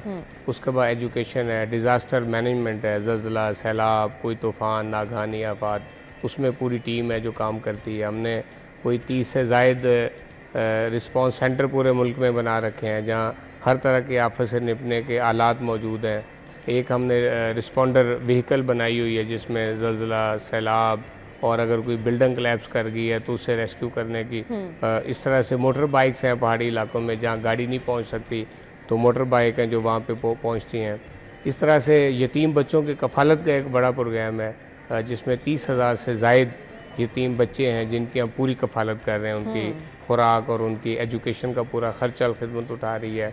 आगोश हमने बनाया है कि जिनमें एक बच्चे को नर्सरी में ले लेते हैं और 12th ग्रेड तक हम उसको वहीं रखते हैं, वो खिलाते हैं, पिलाते हैं, उसकी तालीम का पूरा बंदोबस्त करते हैं। इस तरह से एजुकेशन का पूरा हमारा प्रोग्राम है जिसमें ख़ास तौर पे मैं बताना चाहूँगा कि वो बच्चे जो मेहनत मजदूरी करने वाले हैं, कोई चाय की दुकान पे काम कर रहा है, कोई मोटरसाइकिल की वर्कशॉप पे काम कर रहा है, तो उन बच्चों को उनके जो मालिक हैं और उनके वालिदैन की इजाज़त से हम 2 घंटे के लिए अपने CPC उसको हम कहते हैं चिल्ड्रन प्रोटेक्शन सेंटर, उसमें हम लेके आते हैं और उनको कुछ अट्रैक्शन के लिए खिलाते पिलाते हैं। तरीक़ेकार भी बता दे। देखिए इतने हम बहुत सारे बच्चों को जानते हैं जो कि मेहनत मुशक्कत करने पर मजबूर हैं, हालांकि वो पढ़ाई भी करना चाहते हैं, तो आप तक कैसे रब्ता कर सकते हैं? रजिस्ट्रेशन का तरीक़ेकार क्या और ये बिल्कुल फ्री है क्या? हाँ, ये हमारे इस वक्त पाकिस्तान में 87 हमारे CPCs हैं और हम इसको तेज़ी से बढ़ा रहे हैं, इसलिए कि जो बिल्कुल आपने ठीक बात कही कि बच्चों में शौक़ है, वो चाहते हैं कि हम पढ़ें, लेकिन ज़रा गरीब वालिदैन है, किसी का बाप फौत हो गया, बेवा माँ है, फीसें नहीं दे सकते। अच्छा, वो फिर माँ बाप ये कहते हैं कि चलो ये कोई दिहाड़ी का 100-200 ले आएगा तो थोड़ी हमारी सब्जी निकल जाएगी, तो इस वजह से वो अपने बच्चों को पढ़ाने की बजाय काम पे लगा देते हैं। हम उन बच्चों को 2 घंटों के लिए बुलाते हैं, उनको खिलाते पिलाते भी हैं ताकि उन्हें अट्रैक्शन भी हो, और फिर हम उनको 2 घंटे पढ़ाते भी हैं उधर। अच्छा, इसमें बहुत सारे बच्चे ऐसे हैं कि जिनके अंदर शौक़ पैदा हुआ और फिर हम उनको CPC से जो हमारे कन्वेंशनल स्कूल है उसमें ले गए, उनके वालिदैन से बात करके। उसमें बाज़ दफ़ा बेवा माँ होती है, हम उनको समझाते हैं कि आप इस बच्चे से 100-200 की मजदूरी करवा के पूरी ज़िंदगी इसको ज़ाया कर देंगे, इसको पढ़ने दें और ये इंशाल्लाह आपकी फ़ैमिली के लिए एसेट बन जाएगा। तो ये एजुकेशन का एक हमारा पूरा प्रोग्राम है। इसमें फिर ये है कि जो स्कॉलरशिप है, जो बच्चे मैट्रिक कर लेते हैं, आगे कॉलेज यूनिवर्सिटी की फ़ीस नहीं दे सकते, तो हमारा अल खिदमत स्कॉलरशिप प्रोग्राम है, उसमें उन बच्चों का हम इंटरव्यू करके तो उनको स्कॉलरशिप देते हैं। इसी तरह से बनो काबल प्रोग्राम बहुत शानदार प्रोग्राम है जिसमें वो बच्चे जो पढ़े लिखे हैं लेकिन जॉब्स ना होने की वजह से घर में फारिग बैठे हैं, मायूसी का शिकार है, उनके लिए बनो काबल शुरू किया है और अल्हम्दुलिल्लाह पूरे मुल्क में हम इसको लॉन्च कर चुके हैं और कराची में, लाहौर में, पेशावर में, इस्लामाबाद में, अभी ये 26 तारीख को साहिवाल के अंदर हम उसकी टेस्ट कर रहे हैं, एंट्री टेस्ट कर रहे हैं। गुजरांवाला में उसका एंट्री टेस्ट हो चुका है, शेखुपुरा में एंट्री टेस्ट हम कर चुके हैं। तो पूरे मुल्क के अंदर इसमें यह है कि हम बच्चे को सॉफ्ट स्किल सिखाते हैं कि किस तरह से आपने उसमें इंटरनेट के ज़रिए से आपने जो ना जी फ्रीलांसिंग के जरिए इस चीज का है कि आप घर बैठ के अच्छा आप बच्चे को स्किल सिखा दें तो हमारे बच्चों में टैलेंट बहुत है। अभी कराची में जो बच्चे हमारे से पास आउट हो चुके हैं वो बताते हैं कि जी कोई $100 कमा रहा है, कोई $200 कमा रहा है, उसमें डिज़ाइनिंग के कोर्सेज़ हैं, फ्रीलांसिंग के कोर्सेज़ हैं। तो इस तरह के छोटे छोटे कोर्सेज़ जो 30, 40, 50 हज़ार में होते हैं हम उसको बिल्कुल फ्री करवाते हैं, तो बच्चे उससे कमाना शुरू हो गए और अपने घर को भी चला रहे हैं, पाकिस्तान के लिए ज़रिए मुबादला भी आ रहा है। तो ये हमारा एजुकेशन का बनो काबल का प्रोग्राम है। कम्युनिटी सर्विसेज का हमारा अल्हम्दुलिल्लाह एक बड़ा प्रोग्राम है जिसमें 8 तरह के काम है जो कम्युनिटी को सर्व करने के लिए हम कर रहे हैं। जेलों में कैदियों की फलाह बहबूद है, उनकी स्किल इन्हांसमेंट के प्रोग्राम है जिसमें उनको हम कपड़ा बुनना उसकी लैब बना देते हैं। कंप्यूटर लैब्स हमने 3-4 जेलों में बना दिए हैं, अब इस काम को हम आगे बढ़ा रहे हैं। फिल्ट्रेशन प्लांट या उनकी मेडिकल कैंप्स और हाइजीन किट्स जो है ना वो जेलों में हम फराहम करते हैं। इसी तरह से मसाजिद की तामीर है, उसके साथ हमारी कुछ सीजनल कैंपेन है, जैसे शदीद सर्दी है तो गरीब और मुस्तक लोगों तक विंटर पैकेज पहुँचाना, रमज़ान है तो उसमें फूड पैकेज और फितराना ये गरीब फैमिलीज तक पहुँचाना। अब कुर्बानी आ रही है तो इंशाल्लाह हम कुर्बानी फीसबिल्लाह करेंगे। ईद उल अज़हा के हवाले से आपकी एक्टिविटीज़ क्या होती हैं, किस तरह से मुखय्यर हज़रात जो हैं वो हिस्सा डालते हैं और किस तरह से आगे वो गोश्त की डिस्ट्रीब्यूशन भी एक अमल होती है ना, तो मैक्सिमम हमारी कोशिश ये होती है सभी लोगों की कि हम गरीबों तक पहुंचा सकें, वो लोग जो कि ज़रूरतमंद हैं उन तक पहुंचा सकें। तो आपकी टीम किस तरह से काम करती है? भाई इसमें हम कुर्बानी आने से कोई 1.5-2 माह पहले ही अपनी कैंपेन का आगाज़ करते हैं। जैसे अभी हमारी कैंपेन चल रही है, कोई 2000 के करीब गाय जो हैं वो लोगों ने हमें बुक कर दी हुई हैं और हमने उनकी परचेज़ शुरू की हुई है, तो ये काम चल रहा है। इसके पीछे कॉन्सेप्ट ये है कि पाकिस्तान के अंदर बहुत सारे इलाके ऐसे हैं कि जहाँ इतनी गुर्बत है कि लोग पूरा साल भी गोश्त खरीद के नहीं खा सकते। बिल्कुल आप देखें ना, अब 1200 रुपए किलो बीफ है। अब मुझे ये बताएं कि जो बंदा 1000 की बेचारा मजदूरी करता है दिहाड़ी की, वो अपने बच्चों के बाकी अखराजात के साथ क्या वो गोश्त उनको खिला सकता है? वो नहीं खिला सकता। बहुत सारी फैमिली ऐसी हैं, ईद पे जब हम गोश्त बांट रहे होते हैं तो सच्ची बात ये है कि ये मैं ऐसे रवायतन ये बात नहीं कर रहा, वो ये बात हमें कहते हैं कि जी पिछले साल कुर्बानी पे गोश्त खाया था हमारे बच्चों ने और अब साल के बाद अब हमें गोश्त खाने को नसीब होगा। हम ये लोगों को कहते हैं कि जिन्हें अल्लाह ने वसाइल दिए हैं और एक घर में 3-3, 4-4 लोग कुर्बानियाँ करते हैं, तो हम उन्हें कहते हैं कि आप अपने घर में करें। अगर आप 4 कर रहे हैं तो आप उसमें से 1 कुर्बानी उन गरीबों के लिए अतिया कर दें, अगर 2 कर रहे हैं तो 1 उन गरीबों के लिए अतिया कर दें कि जो गोश्त नहीं खा सकते। तो इस तरह से डोनर्स को अट्रैक्ट करते हैं, उन्हें मोटिवेट करते हैं। फिर जो कुर्बानी बुक हो जाती है उसको फिर हम परचेज़ का अमल शुरू करते हैं और हाईजेनिक किस्म की कुर्बानी का एक पूरा कैटल फार्म हम बनाते हैं, स्लाटर हाउस बुक करते हैं, ताकि गरीब को भी अगर गोश्त जाना है तो वो बहुत अच्छी हाईजेनिक कंडीशन के अंदर साफ़ सुथरा गोश्त उसको पहुँचे। आपने देखा हम स्लाटर हाउस बुक करते हैं, पाकिस्तान में जितने भी स्लाटर हाउस हैं जो एक्सपोर्ट करते हैं गोश्त को, ईद पे वो हम बुक कर लेते हैं। फिर हम वहाँ पे अपनी कुर्बानी ज़िबा करते हैं, फिर उसकी गोश्त बनाते हैं, फिर उसकी पैकिंग करते हैं, फिर उसको जो फ्रोज़न यूनिट होता है स्लाटर हाउस का, उसमें उसको फ्रीज़ कर देते हैं। फिर वो 18 से 20 घंटों में बिल्कुल बर्फ़ की तरह वो फ्रीज़ हो जाता है। फिर हम उसको चिलर गाड़ियों में डाल के तो फिर उसको मूव करते हैं गरीब इलाकों के यानी अंदर। ये कोल्ड स्टोरेज का भी पूरा ख्याल पूरा इसका है। गर्मी इतनी है तो ये गोश्त के खराब होने के खदशात भी होते हैं। ज़िक्रुल्लाह मुजाहिद साहब हमारे साथ मौजूद हैं, मुझे ब्रेक का कहा जा रहा है, ज्वाइन करेंगे आपको ब्रेक के बाद। स्टे विद अस।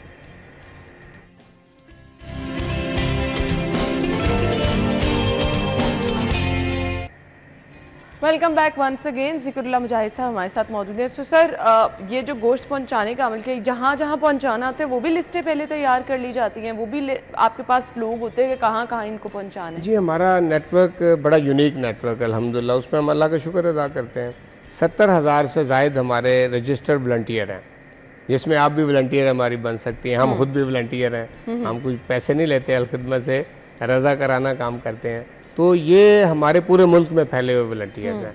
ये आइडेंटिफाई करते हैं कि जैसे लाहौर है तो लाहौर की कौन सी गरीब आबादी हैं और उन आबादियों में कौन कौन से लोग बहुत ज़्यादा मुस्तहिक हैं, तो ये आइडेंटिफाई हो जाता है। चूँकि हमने पूरा साल काम करना होता है, छोटी ईद पे रमज़ान में हमने फूड पैकेज तकसीम करने हैं, हमने बिस्तर तकसीम करने हैं, अगर कोई प्रोडक्ट आ गया वो तकसीम करने हैं, स्ट्रीट चिल्ड्रन जो हैं, बच्चे जो हैं उनकी एजुकेशन है, यतीम बच्चों की कफालत है, तो वो फील्ड में हम यतीम बच्चों की वेरिफिकेशन कर रहे होते हैं। तो हमारे पास डाटा अल्हम्दुलिल्लाह पूरे मुल्क में मौजूद होता है।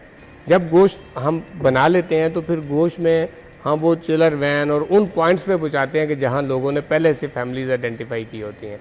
देखें ना, अब 30,000 यतीम बच्चे हैं, हम उन 30,000 यतीम बच्चों और उनकी बेवा माँ के घर में गोश्त हमने पहुँचाना है। तो यतीमों और बेवाओं को गोश्त चला गया। जो स्ट्रीट चिल्ड्रन पूरे मुल्क में 87-90 के करीब हैं, वहाँ बच्चे हैं, उन बच्चों का हमें पता है कि जो बच्चा बेचारा 100 रुपए की दिहाड़ी पे काम कर रहा है चाय के खोखे पे, तो वो तो मुस्तहिक है ना, उस तक तो गोश्त पहुँचना चाहिए। तो उन तक हम वो पहले से हमारे पास मौजूद है, उन तक गोश्त पहुँचाते हैं।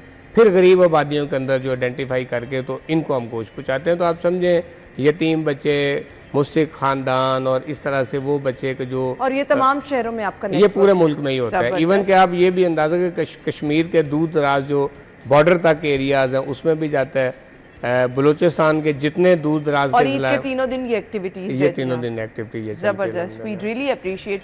सो ईद के दिनों में हम ये देखते हैं कि इतने बड़े नेटवर्क में अगर आप लोग ये काम डिस्ट्रीब्यूशन का भी कर रही हैं स्लाटर हाउस में, तो आपके पास इनफ लोग मौजूद हैं और तमाम रज़ाकार हैं क्या? सारे रज़ाकार हैं। इसमें आप देखें हमारे पूरे मुल्क में जितने भी टॉप से लेके तो नीचे तक उहदेदार हैं, ये कमो बेश कोई 1900-2000 बनते हैं। ये सारे वॉलंटियर हैं। मुझमें हमारे सदर साहब वॉलंटियर हैं, हम नायब सदूर वॉलंटियर हैं, सारे वॉलंटियर। नीचे फिर कॉलेजेस और यूनिवर्सिटियों की एक बड़ी टीम है। आप देखें मुल्क के जितनी कॉलेजेस और यूनिवर्सिटी हैं बड़े, ख़ास तौर पर जितने गवर्नमेंट के इदारे हैं, यूनिवर्सिटीज़ हैं, वो हमारे साथ MOU में हैं, उनके बच्चे हमारे साथ वॉलंटियर के तौर पे रजिस्टर्ड हैं।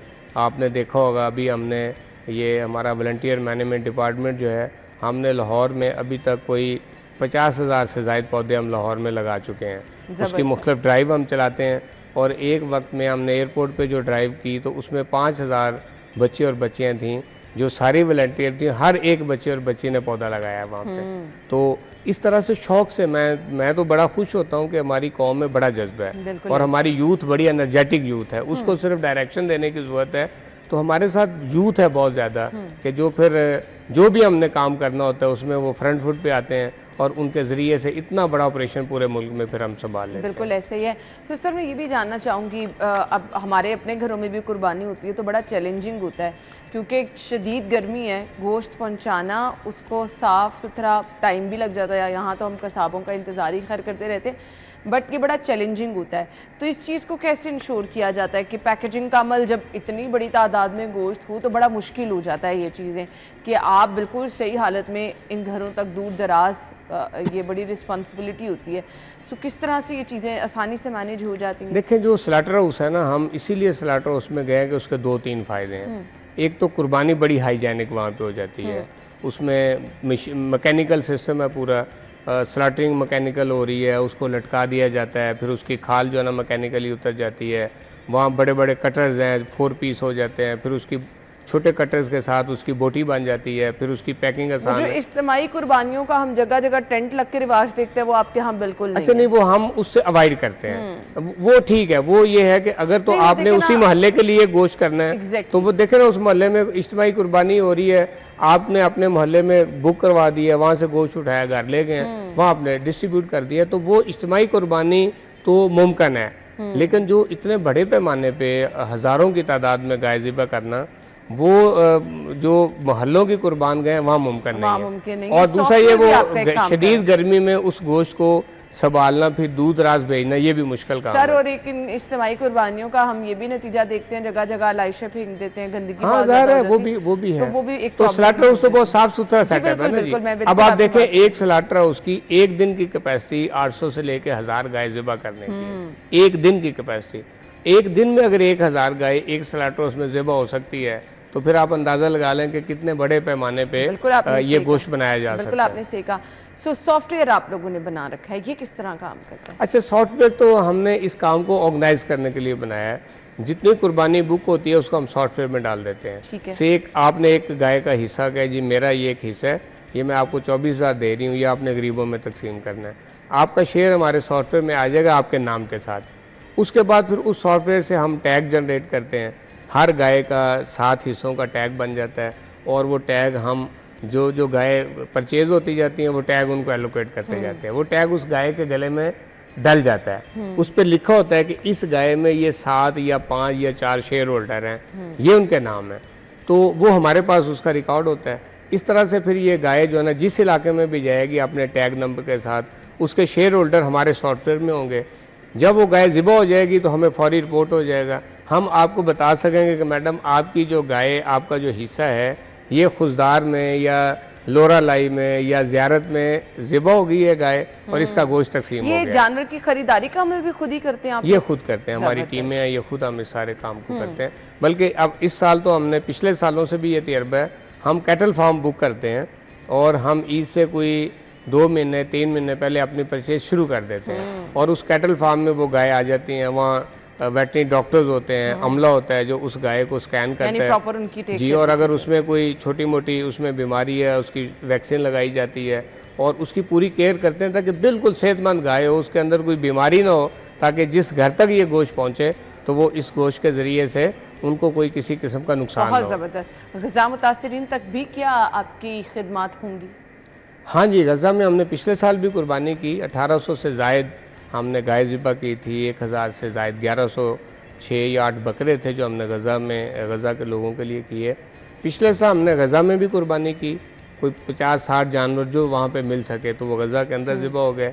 बाकी फिर हमने मिस्र में कुर्बानी की, गज़ा से कोई 1 लाख लोग माइग्रेट करके तो मिस्र में आ बसे हैं, उन्होंने पनाह ली हुई है, उनको कुर्बानी की। और फिर कोई 700-800 से 1000 के करीब हमने कराची में कुर्बानी की उसको कुक किया, उसके टिन पैक बनाए और फिर हम वो गज़ा में सामान के साथ उसको बेचते रहे हैं। इस साल वो हमारा तजर्बा जो था वो कामयाब रहा, लेकिन वो कॉस्ट बड़ी ज़्यादा थी उसकी, पाकिस्तान से फिर उसको मुसलसल भेजना। तो इस दफ़ा हम वो काम करेंगे गज़ा में। तो मैं भी इस दफ़ा मुझे नहीं लगता कि कोई अंदर से जानवर हमें मिल सके। हमने वैसे जो अंदर काम कर रही है टीम उसको कहा तो है, अगर गज़ा में कुछ जानवर अवेलेबल होंगे तो वो गज़ा के अंदर ज़िबा होंगे, बाकी फिर हम मिस्र में करेंगे। मिस्र में हमने एक कैटल फार्म जो है उससे एग्रीमेंट कर लिया हुआ है, तो इंशाल्लाह वो हम जानवर ज़िबा करेंगे। जो मुहाजिरीन मिस्र में हैं उन तक गोश्त मिस्र में पहुंच जाएगा, और बाकी उसी तरह से हम कुक करके टिन पैक बना के तो फिर रफा बॉर्डर या जॉर्डन जहाँ से भी रीच मिलेगी तो इंशाल्लाह वो फिर गज़ा के अंदर भेजेंगे। होप फॉर द बेस्ट, और हमारी बहुत सारी बेस्ट विशेस आपके साथ हैं। जिस तरह से आप बहुत ही ऑर्गेनाइज तरीके से और आपकी प्लानिंग से पता चल रहा है कि आप लोगों ने अभी से ही पूरी तैयारी कर रखी है, बहुत अच्छे तरीके से आप लोगों ने काम किया है, बस अब उस पर इम्प्लीमेंट होना बाकी रह गया है। देखने वालों के लिए मैसेज क्या होगा? बस जी एक तो ये कि हमें बहरहाल वो लोग के जो गरीब हैं और गिरे पड़े हैं, तो मोहब्बत और अखुवत का तकाजा ये कि हम उनका हाथ थामें। यतीम बच्चा है उसका हाथ थामें, गरीब है उसका हाथ थामें। और सच्ची बात यह है कि हमारी कौम में जज्बा बहुत है, अल्लाह ने जिनको वसाइल दिए हैं। ये आप अंदाज़ा करें, पिछली दफ़ा हमने कोई 82 करोड़ की कुर्बानी का प्रोजेक्ट किया था, 82 करोड़। तो ये सारे पैसे तो हमारे लोगों ने दिए हैं ना, कोई कहीं और से तो नहीं आए। तो इसका मतलब ये है कि वो इकबाल ने कहा था ना कि ज़रा नम हो तो ये मट्टी बड़ी ज़रखेज़ है साकी। तो हमारी कौम में जज्बा है। अभी आप देखें इंडिया ने जिस तरह से बदमाशी हमारे साथ की और हमारे नहते शहरियों के ऊपर हमला किया, हमारी मसाजिद तबाह की, तो पूरी कौम इकट्ठी होके तो किस तरह से धूल उसको चटाई है। जो हमसे कई गुना बड़ा मुल्क है, उसकी फ़ौज हमसे कुछ 3-4 गुना बड़ी है, टेक्नोलॉजी उसके पास हमसे ज़्यादा है, और वो थानेदार बना हुआ था पूरे इलाके का। लेकिन अल्लाह का शुक्र है कि हमारी कौम ने मुत्हिद होकर, हमारी अफवाज ने जिस तरह से मुंह तोड़ जवाब दिया है, तो इससे भी एक लेसन तो हमें ये मिलता है ना कि हमारी कौम में पोटेंशियल बहुत है। हमें मिल के यकजहती के साथ अगर हम अपनी कौम को खड़ा करना, बेशक मुत्तहिद होने की मिसाल है। जहाँ कहीं पे आप बहैसियत कौम इकट्ठे हो जाएंगे, वहाँ आप हर तरह के दुश्मन को भगा सकते हैं, हर तरह के मुश्किल वक्त का आप सामना कर सकते हैं। और जहाँ तक रह गई खिदमत फाउंडेशन की बात, तो इसकी कामयाबी का बहुत बड़ा राज उन लोगों पर है जो कि इसको साथ लेकर चल रहे हैं, चाहे वो आप जैसे लोग हैं जो कि रज़ाकाराना तौर पर काम कर रहे हैं, चाहे हमने ओवरसीज़ का जिक्र किया, या फिर वो मुखय्यर हजरात जो यहाँ से हिस्सा डालकर इस काम को आगे लेकर चल रहे हैं। तो हम दुआ गो हैं इसी तरह से जो है फाउंडेशन बढ़ती रहे, फलती फूलती रहे और ज़्यादा से ज़्यादा लोगों तक इसका फ़ायदा पहुँच सके। बहुत बहुत शुक्रिया आपके कीमती वक्त के लिए। हम ब्रेक के बाद आपको ज्वाइन करेंगे, स्टे विद अस।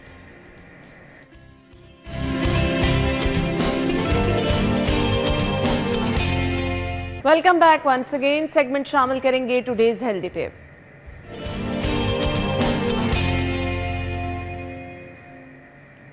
सो जान है तो जहान है जी, इसके लिए आपको अपनी सेहत का बहुत ख्याल रखना है। सेहत का ख्याल रखने के लिए आपको एक्सरसाइज करते रहना है। जुहेब के पास चलेंगे आज के टिप के लिए। Over to you.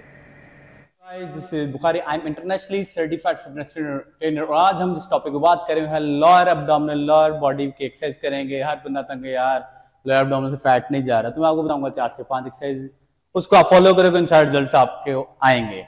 आपने करना क्या है, डाइट लाजमी कंट्रोल करनी, जो हमेशा की तरह मैं आपको कहता हूँ, और वार्म अप करना मैंने स्टार्ट कर दिया है, और मार्च करें 10 9 8 7 6 5 4 3 2 1। ओके, थोड़ा सा स्टैंडिंग का रेज करेंगे, इसको भी आप वार्म अप में ऐड कर सकते हो। 5 4 3 2 and 1। Okay, March again 10 9 8 7 6 5 4 3 2 and 1। Okay, तो हमारी फर्स्ट लोअर एब्डोमिनल की एक्सरसाइज है सिटेड लेग रेस। पोजीशन में बैठेंगे और लेग रेस करेंगे। 1 2 3 4 5 6 7 8 9 and 10। Next exercise same exercise लेकिन ऑल्टरनेट करेंगे। 1 2 3 एंड गो। 10 9 8 7 6 5 4 3 2 and 1। इसके भी 3 सेट्स करेंगे आप। ओके, नेक्स्ट एक्सरसाइज हम जाएंगे वाइड ओपन लेग्स के साथ, अप डाउन करेंगे अगेन। 1 2 3 4 5 6 7 8 9 एंड 10। अब नेक्स्ट एक्सरसाइज हम जाएंगे साइड टू साइड चेंज करेंगे, लेग्स को मूव करेंगे।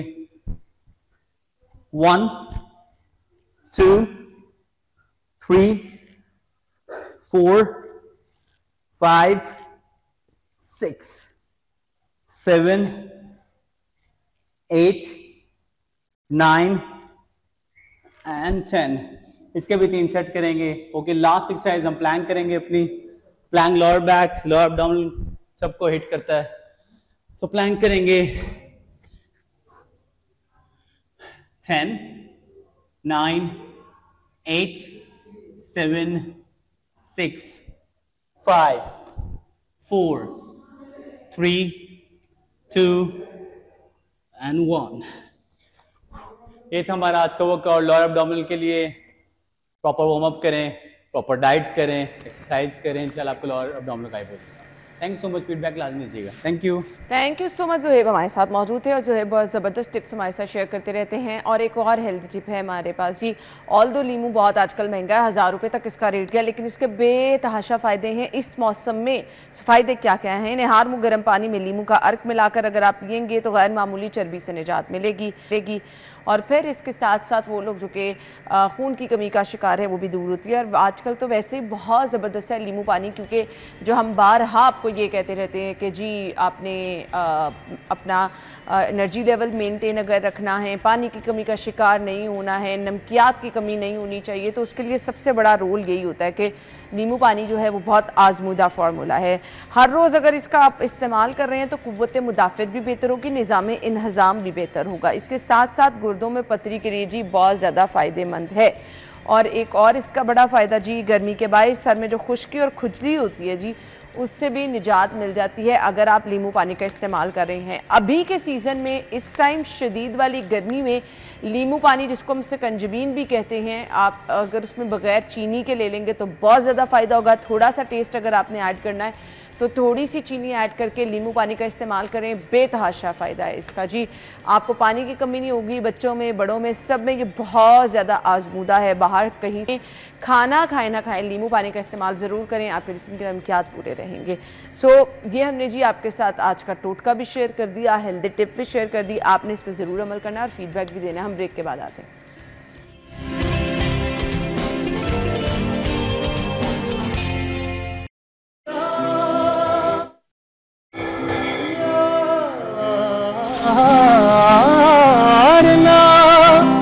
पर्दे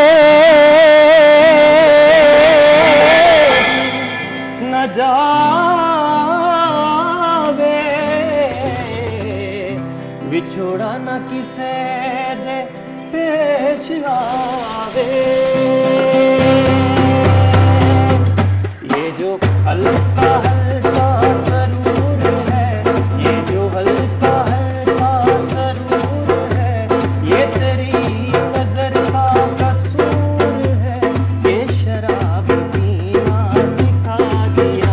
ये जो हल्का हल्का सरूर है, ये तेरी नजर का कसूर है, ये शराब पीना सिखा दिया।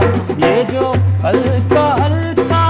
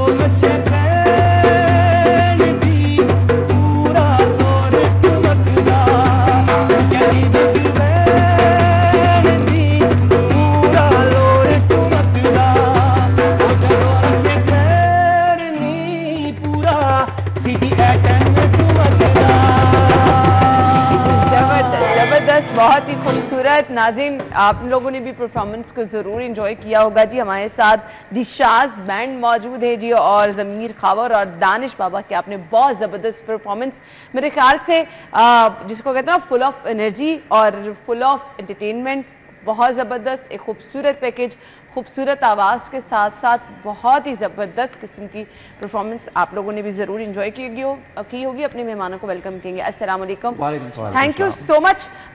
हम वीकेंड का शो इसलिए ऐसा प्लान करते हैं कि हम अपने नाजरीन को इंफॉर्मेशन के साथ साथ कुछ ज़बरदस्त एंटरटेनमेंट भी दें, और वो आपने आज जो है वो साबित कर दिखाया। सो आप लोगों से स्टार्ट कर लेते हैं जी। इतनी ज़बरदस्त परफॉर्मेंस, कुछ अपने स्टार्ट के बारे में बताएं, कब से स्टार्ट किया और कैसे किया? बिल्कुल, well first of all thank you so much for having us, और मेरी ऑनर की बात है कि मैं सिटी 42 के आज के सिटी एट 10 पे मौजूद हूँ। और स्टार्टिंग जो है when I was in class 4 in that time, तब से मुझे शौक था बस सिंगिंग का ना, कि बस लोगों को देख के, बड़े बड़े जितने भी स्टार्स हैं उनको देख के कि मैं उनसे मिलूं। फैमिली में कोई सिंगर नहीं, we belong to Syed family, तो बस शौक था एक ना, शौक नहीं माशाल्लाह से ऐसे करते करते अल्हम्दुलिल्लाह माशाल्लाह पाकिस्तान से बाहर, पाकिस्तान में। और मैं ये बताना चाहूँगा आपके चैनल से कि मैं I am the first Pakistani singer जो कि इंटरनेशनल यूथ फेस्टिवल एशिया में करके आया हूँ परफॉर्म, पूरी दुनिया से 100 सिंगर से, और मैं पाकिस्तान को रिप्रेजेंट करने गया। ज़बरदस्त ज़बरदस्त। तो आप पाकिस्तान के सफीर भी हैं, पाकिस्तान का झंडा भी बुलंद करें, तो ये दोनों भाइयों का आपने बताया, आप दोनों भाई हैं माशाल्लाह। क्यों आपको बालों से नहीं लगता उनके? बिल्कुल। तो आपका दोनों का कॉम्बिनेशन हमेशा साथ साथ ही रहता है? जी बिल्कुल। बेसिकली स्टार्ट दानिश भाई ने किया था सबसे पहले, तो इसको देख देख के मैंने गिटार वगैरह कि मैं भी सीखूंगा, तो इसको ना बेसिकली क्योंकि ये माशा से काफ़ी इंस्ट्रूमेंट बजा लेते हैं, 15 से 16 इंस्ट्रूमेंट हमने देखा एक टाइम में। ये अभी तो मैंने गाने को रैप अप किया है क्योंकि वो लंबा हो जाता तो आपको शो की टाइमिंग खत्म हो जानी थी। बिल्कुल। सो मुझे ये बता दीजिएगा दानिश, जी आप कब से गिटार बजा? मुझे पहले मैंने गिटार प्ले करना शुरू किया 15-16 साल पहले। उसके बाद मुझे गिटार से शौक मेरा डाइवर्ट हो गया ड्रम्स पे। अच्छा। और अल्हम्दुलिल्लाह मैं 14 किस्म सीखा किसी से नहीं है? खुद ब खुद? Just YouTube. वाह ज़बरदस्त। और क्या कहते हैं, अब 14 इंस्ट्रूमेंट अल्हम्दुलिल्लाह प्ले करता हूँ। 2 इंस्ट्रूमेंट ऐसे हैं जो पाकिस्तान में किसी के पास नहीं है, अल्हम्दुलिल्लाह मेरे पास है, हैंड पैन और जैम ड्रम। अच्छा। 2 इंस्ट्रूमेंट। और वो भी आपने सब के सब खुद ब खुद? वो खुद ब खुद, और यूट्यूब से टीचर्स वगैरह से, यूट्यूब के टीचर से। सही हो गया। सो हम देख रहे हैं हर गुजरते टाइम के साथ वैरायटी आ रही है, आपको नए नए ट्रेंड्स, नई नई चीजें हर फील्ड में। सो यहाँ पर भी क्या आप हर रोज प्रैक्टिस करते हैं, नई नई चीजों को फॉलो करते हैं? बिल्कुल ऐसी है, बिल्कुल रोज प्रैक्टिस, और ट्रेंड के साथ आपको यूनिकनेस होनी चाहिए आपके काम में, हर काम में, एज अ होस्ट भी, as a drummer, as a singer. Uniqueness होगी तो आप आगे बढ़ेंगे। आप दूसरों से मुनफरिद नजर आएंगे तो कोई रुक के आपको सुनेगा भी, देखेगा भी। ये चीजें बहुत जरूरी होती हैं। सो मुझे ये बताइए, कितना टाइम देना पड़ता है, कितनी मेहनत का काम है गिटार बजाना, धुन को फॉलो करना, अपने ज़हन पूरा इन्वॉल्व होना पड़ता है? ऑब्वियसली पूरा इन्वॉल्व होना होता है, आपके स्केल बड़ा मैटर करती है, हर चीज़ मैटर करती है।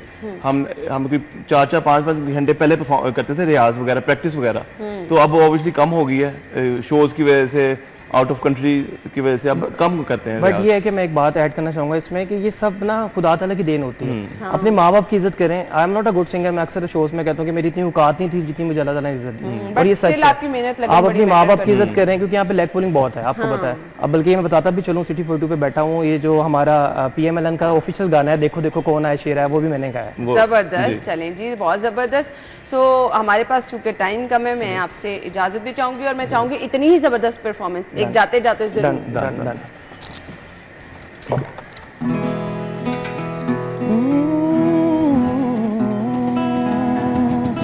आजा रे माही आजा,